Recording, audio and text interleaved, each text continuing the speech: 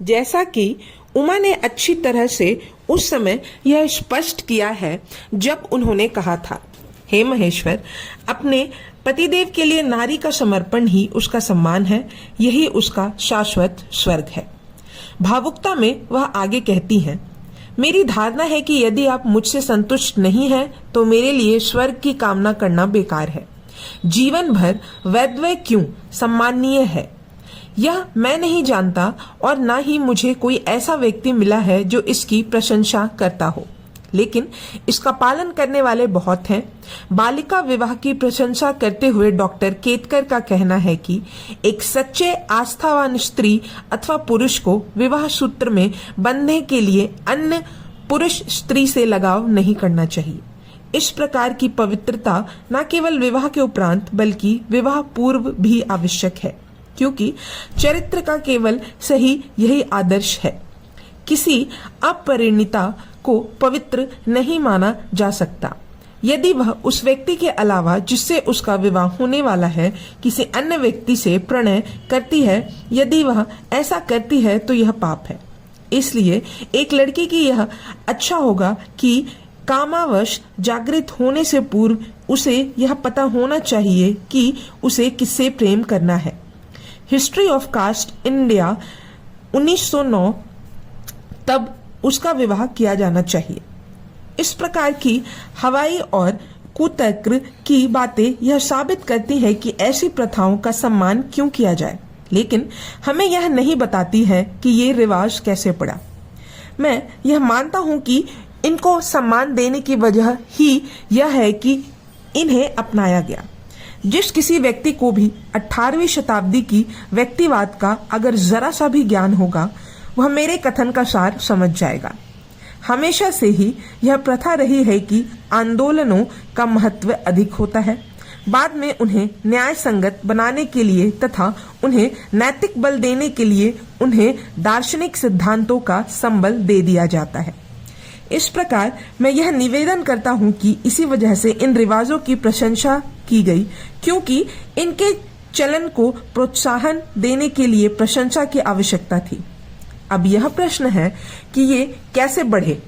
मेरा ऐसा मानना है कि जाति संरचना में इनकी जरूरत थी और इनको लोकप्रिय बनाने के लिए सिद्धांतों की बैसाखी पकड़ा दी गई। हम यह जानते हैं कि ये रिवाज कितने क्रूर, कष्टकारी और घातक हैं। रिवाज सिर्फ साधन मात्र है, जबकि उन्हें आदर्श घोषित किया गया, लेकिन यह हमारे भीतर परिणामों के विषय में भ्रम पैदा नहीं कर सकते। इसलिए आसानी से यह कहा जा सकता है कि साधनों को आदर्श बना देना जरूरत होती है तथा ऐसे मामलों में तो उन्हें भारी प्रेरणा देकर उत्साहित किया जाता है। साधन को साध्य मान लेने से कोई परेशानी नहीं है, लेकिन हम अपने साधन की प्रकृति में बदलाव नहीं कर सकते। आप कानून बना सकते हैं कि सभी बिल्लियां कुत्ते हैं, जैसे आप किसी साधन को उद्देश्य मान सकते हैं, लेकिन आप साधन की प्रकृति में बदलाव नहीं कर सकते। इसलिए आप बिल्लियों को कुत्ते में परिवर्तन नहीं कर सकते। ठीक ऐसे ही साधन को साध्य मान सकते हैं। इसी वजह से मेरा यह कहना गलत नहीं है कि साधन और साध्य को एकाकर कर दिया जाए, लेकिन यह किस प्रकार से सही साबित किया जा सकता है कि जाति प्रथा और सजातीय विवाह प्रथा के लिए सती प्रथा, आजीवन विध या अवस्था और बालिका विवाह, विधवा स्त्री और विधुर पुरुष की समस्या के हल हैं। सजातीय विवाह व्यवस्था को कायम रखने के लिए ये रिवाज जरूरी है, जबकि सजातीय विवाह प्रथा की कमी में जाति प्रथा का अस्तित्व बने रहना संदेहास्पद है। भारत में जाति प्रथा के प्रचलन तथा संरक्षण की क्रियाविधि पर सोच विचार करते हुए अगला प्रश्न यह है कि इसकी उत्पत्ति कहां से हुई। इसके मूल का प्रश्न एक कड़वा प्रश्न है तथा जात पात के अध्ययन में इसकी दुखद अवहेलना की गई है। कुछ ने इसका साथ दिया है तो कुछ ने साथ ना देते हुए इस प्रयत्न पर जानबूझकर पर्दा डाल दिया है। कुछ लोग यह बात समझ पाने में सफल रहे हैं कि जात पात का मूल कहां से हो सकता है। ऐसे लोगों का कहना है कि यदि हम मूल के प्रति अपनी स्नेह भावना पर नियंत्रण नहीं कर सकते तो हमें उसके बहुवचन रूप अर्थात जात पात के मूल का प्रयोग करना चाहिए। भारत में वैसे जात पात के मूल के बारे में कोई उलझन सामने नहीं आई है। जैसे कि मैं पहले बता चुका हूं कि जात पात का एकमात्र कारण सजातीय विवाह ही है।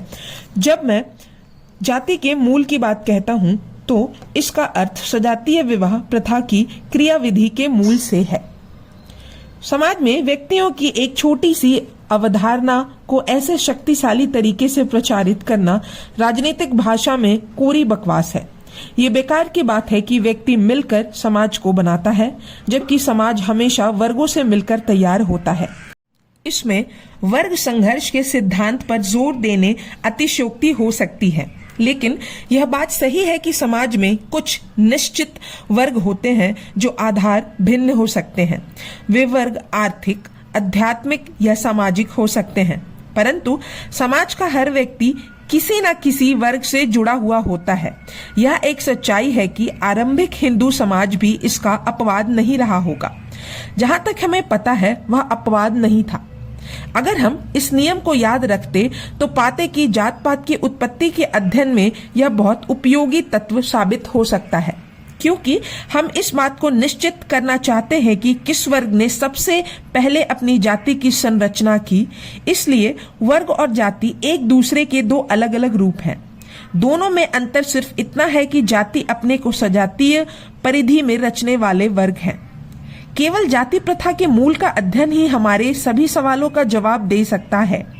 किस वर्ग ने इस परिधि का सूत्रपात किया जो इसका चक्रव्यूह है? यह प्रश्न बहुत कौतूहलजनक है, लेकिन यह बहुत प्रासंगिक है कि इसका उत्तर भारत में जाति प्रथा कैसे पनपी और कैसे दृढ़ होती गई रहस्य पर से पर्दा हटाएगा। किंतु दुर्भाग्य से इस प्रश्न का सीधा उत्तर मेरे पास नहीं है। केवल मैं इसका परोक्ष उत्तर दे सकता हूं। मैंने अभी कहा कि विचाराधीन वाले रीति रिवाज हिंदू समाज में ही प्रवाहित है। तथ्यों को यथार्थ बनाए रखने के लिए यह जरूरी है कि कथन को साफ किया जाए, जिससे कि इसका व्यापकता पर रोशनी डाली जा सके। यह प्रथा अपनी पूरी दृढ़ता के साथ सिर्फ एक जाति यानी ब्राह्मणों में प्रचलित है, जो हिंदू समाज की संरचना में सबसे ऊंचे स्थान पर है, तथा गैर ब्राह्मण जातियों ने इसका केवल और केवल अनुसरण ही किया। इसके पालन में उनकी ना तो उतनी दृढ़ता देखने को मिलती है और ना ही संपूर्णता। यह जरूरी तथ्य हमारे सामने महत्वपूर्ण जानकारी पेश करते हैं।